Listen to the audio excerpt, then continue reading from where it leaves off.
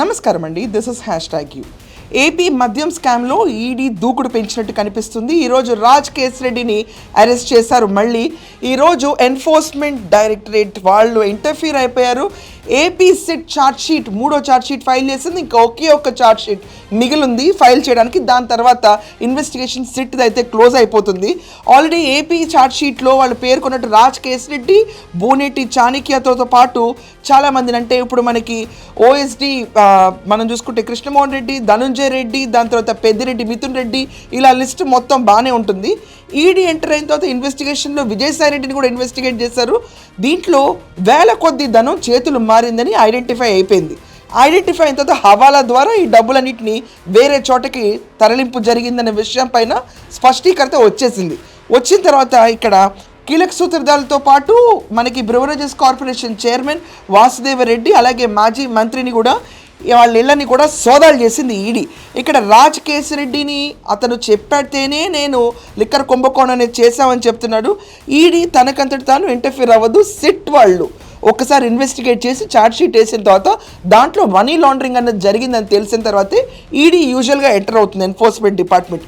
So SIT ఇచ్చిన ఆధారాలతో ఇప్పుడు ఈడీ ఎంటర్ అయిపోయి 3,500 కోట్లు ప్రభుత్వ సొమ్ము ఇక్కడ డెంట్ పడిందని రియలైజ్ అయింది. రియలైజ్ అయిన తర్వాత సిండికేట్గా మారి డిస్టిలరీని ఆంధ్రప్రదేశ్కి రానికుండా, అట్ ద సేమ్ టైం రవాణా టెండర్లో కూడా 300 కోట్లు, ఆల్రెడీ ఇంకా ఎగ్జిస్టింగ్ గుడ్ బ్రాండ్స్ అన్నింటినీ ఆంధ్రప్రదేశ్లో ప్రివైల్ అవ్వాలనుకుంటే కిక్ బ్యాక్ సిస్టమ్లో అవనండి మొత్తం 3,500 కోట్లు ప్రభుత్వ సొమ్మును దంచుకుంది సిండికేట్ అని సిట్ వాళ్ళు ఇచ్చిన ఛార్జ్షీట్ బేస్ చేసుకుని ఈడీ ఇన్వెస్టిగేషన్ మొదలుపెట్టింది. స్ట్రాంగ్గా వెళ్ళింది. ఈరోజు అదే విషయం పైన రాజ్ కేసిరెడ్డిని అరెస్ట్ చేయడం ఒక కీలక మలుపుగా మారిపోయింది. ఇది కాకుండా మనం చూసుకుంటే మనీ ట్రయల్ ఎటువైపుకి వెళ్ళింది అని చెప్పి చూస్తే తాడేపల్లి ప్యాలెస్ వైపు అన్ని ఏళ్ళు చూపిస్తున్నాయి. ఆల్రెడీ జగన్మోహన్ రెడ్డి పిఏ నాగేశ్వర రెడ్డిని, కేఎన్ఆర్ని కూడా ఇన్వెస్టిగేట్ చేసి అతని దగ్గర వేల కోట్ల సొమ్ము ఎట్టి చెట్టు తరలిందో అని చెప్పిన విషయంలో ఈరోజు కేఎన్ఆర్ పాత్ర ఏంటనేది కూడా ఒక స్పష్టీకరణ వచ్చేసింది. దీంతో కాకుండా కొత్తగా ఇప్పుడు సమన్లు జారీ చేయడానికి మాజీ ముఖ్యమంత్రి జగన్మోహన్ రెడ్డికి పేరు చాలా హిట్ లిస్ట్లో ఉంది. జగన్మోహన్ రెడ్డికి సమన్లు అందుతున్నాయి. మనీ లాండరింగ్ ప్రివెన్షన్ యాక్ట్ ప్రకారం కనుక చూసుకుంటే జగన్మోహన్ రెడ్డికి ఒక్కసారి సమన్లు అంది ఒకసారి లోపల పెడితే కనుక 6 నెలల పాటు బెయిల్ రాదు. కొంతమంది న్యాయవాదులు అయితే చెప్తున్నారు సంవత్సరం దాకా కూడా బెయిల్ రాదని. ముందు ఏదేమైతేనే లిక్కర్ కుంభకోణంలో ఒక హల్చల్ మొదలైంది. ఎన్ఫోర్స్మెంట్ డిపార్ట్మెంట్ ఈజీగా వదిలేదు ఏ కేసుని కూడా. నిన్న ఎన్డీఏ మీటింగ్లో మోడీ షా మీటింగ్లో నిన్న ఒక సెన్సేషన్ స్టేట్మెంట్ చేశాడు, మీ ఇక నుంచి ఎవరితో పొత్తులు పెట్టుకోవని. So at this moment Modi Shah ఆశీర్వాదం ఉందని చెప్తున్న జగన్మోహన్ రెడ్డికి ఇది ఒక గడ్డు కాలం.